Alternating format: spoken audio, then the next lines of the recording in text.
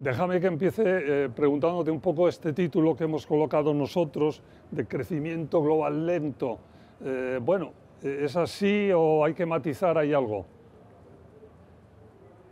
Sí, es un buen punto. Creo que hay que matizarlo un poco. El crecimiento global potencial o histórico ha estado entre 3 y 3,5% en términos de Producto Bruto Real, con lo que un pronóstico de 3,2% no es para nada malo.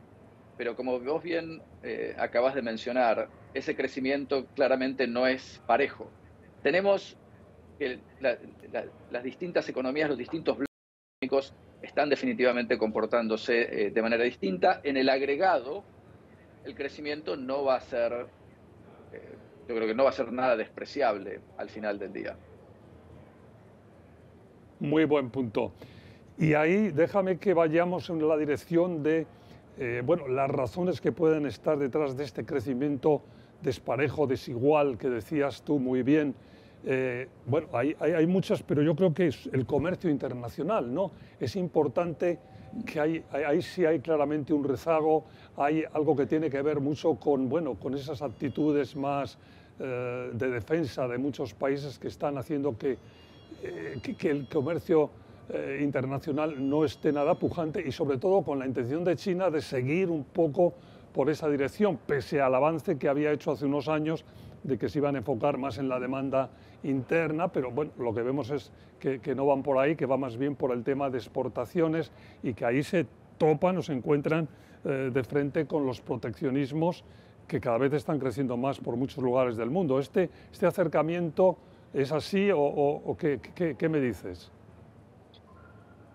Sí, no, es un buen punto. Claramente hay una cantidad de variables acá en juego, ¿no? Uno es el cambio de relación geopolítica entre distintos bloques económicos, principalmente entre Estados Unidos y China. Esto es algo que ya hace varios años que se viene manifestando, antes de la pandemia, ¿no? Sí, El segundo efecto es que, digamos, durante la pandemia y después de la pandemia se han recalibrado una gran cantidad de fuentes de producción en distintos lugares del mundo que han requerido movimientos de producción, primero como respuesta a algunas vulnerabilidades que la pandemia dejó, dejó presentes, ¿no? Y segundo, de vuelta, volviendo al riesgo geopolítico o al aumento de fricciones geopolíticas, que han requerido que el comercio internacional, que la forma en la que estamos actuando en términos de comercio internacional, haya tenido que cambiar. Y no es tanto que el comercio internacional esté cayendo en términos de volumen, pero definitivamente está ocurriendo de manera distinta y yo llamaría, como bien dijiste, hay un proceso eh, que incluye más proteccionismo, más intervencionismo, y eso está generando fricciones, ¿no? Que una de las grandes incertidumbres incógnitas es si estas fricciones, cuán duraderas pueden ser y cuánto efecto e impacto pueden llegar a tener en la estabilización de la inflación, ¿no? Que es el otro componente importante, además del crecimiento que tiene a los mercados y a los inversores, digamos, muy preocupados hoy. está muy buen punto este de las fricciones y de una situación que podría ser seguramente temporal o que no tiene por qué arraigarse, porque está muy ligada, como dices tú, muy bien a esos cambios que se han producido de distintos geográficos, incluso desde que la oferta se ha trasladado de unos países a otros, que hay cambios en las cadenas de oferta y todo eso, bueno, hay que ver el tiempo que tarda en acomodarse, ¿no? O sea, que puede que haya esas fricciones que te referías tú tengan que acomodarse, pero que no sean tan graves, por decirlo así. Dime si ese punto está bien hecho por mí o hay que decir, hay que matizar algo ahí. No, no, yo creo que es una buena apreciación. Todos estos procesos toman tiempo, ¿no? Evidentemente los inversores siempre están buscando la respuesta instantánea y la certidumbre instantánea y eso lamentablemente no existe.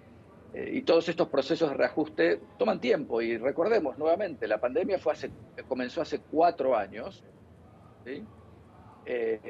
Estas fricciones geopolíticas podríamos decir que comenzaron en el 2016, 2017, con la guerra de tarifas entre Estados Unidos y China, ¿no? Entonces, toma Sí, tiempo, ¿no? Realmente todo este reajuste. Ahora, lo que yo sí te diría con respecto a la inflación es que más allá de que podamos tener una dinámica con una inflación un poco más volátil, me animaría a decir que el mundo no tiene un problema inflacionario o de inflación alta. O sea, porque una cosa es que la inflación no necesariamente se estabilice en los niveles de objetivo de los bancos centrales de manera inmediata o que le cueste un poquito más o que esté un poquito por encima de eso. Ese es el escenario más probable, pero acá no tenemos un problema monetario, de desequilibrio monetario inflacionario. ¿Okay? Entonces creo que hay que separar eso, porque cuando hablamos hoy de que la inflación es un problema porque no cae al 2% que la Reserva Federal quiere ver, sí, ok, quizás le va a costar un poco más de tiempo, todo este proceso, digamos, trae más fricciones, un poco más de volatilidad, pero acá no hay una falta de anclamiento de expectativas de inflación. Cuando miramos el mercado de inflación en Estados Unidos, expectativas de inflación, estamos en 2,5% como inflación promedio esperada durante los próximos 10 años. O sea, sí, no es sí, una sí. inflación No, que se espere esté fuera de control. bueno, la economía que está funcionando mejor como excepción a la regla, creo que hemos titulado nosotros que es la de Estados Unidos. Es así, ¿no? Sí, claramente la economía americana ha estado operando a un nivel de actividad económica bastante sorprendente.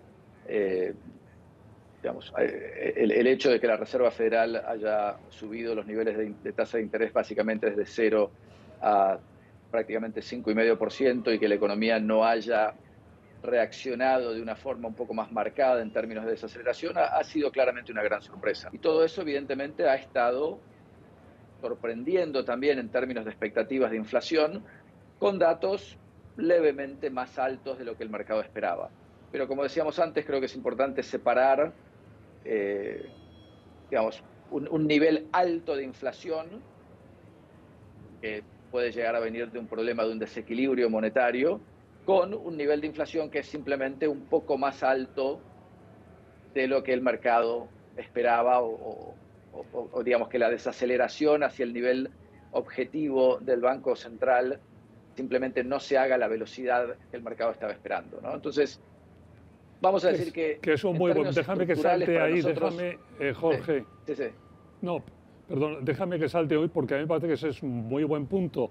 Es decir, pese a que en las últimas semanas pues hemos visto un repunte de la inflación, pero sigue manteniéndose dentro de un círculo que es aceptable, por decirlo así, y hay una tendencia también claramente a la baja, que además es global, ¿no?